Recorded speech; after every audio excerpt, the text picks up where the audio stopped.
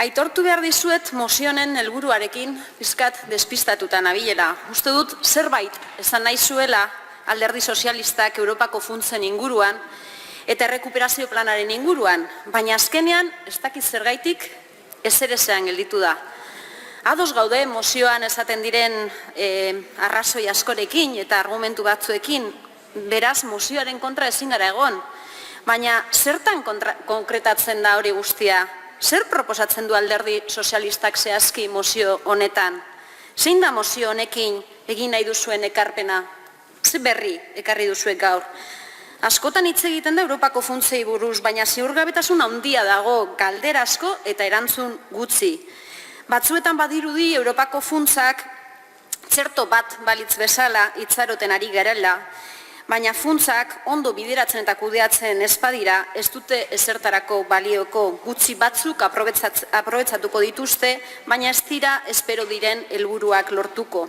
Ondo egiten ez bada, ez da enplegurik sortuko, ez da lortuko iraganeko desorekekin amaitzea, eta ez da lortuko ingurumena eta gizartean eragiten diren ondorioak kontutan hartuko dituen garapen eredu baterantz benetako eraldaketa gertatzea be, ez da izango posible.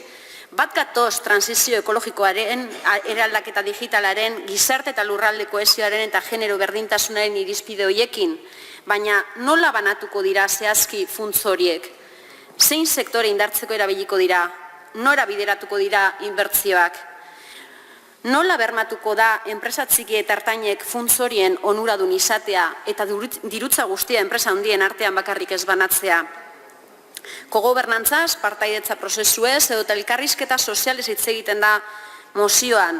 Beste gobernu batzuk egia esan ez dute horretaz hitz egin eta beraz musika gustatzen zaigu, baina hitzetatik ekintzetara pasatzeko momentua bebada. Nola bermatuko da funts horien gardentasuna benetan? Orain arte iluntasuna da gailendu dena. Kogobernantzaz behin eta berriro hitz egiten da, baina nola kogobernatu daiteke subiranontasunik gabe. Guretzako kogobernantza hasieratik erabakietan parte hartzea edukitzea da. Eta hori ez da gertatzen. Zer egingo da benetako kogobernantza bermatzeko orduan?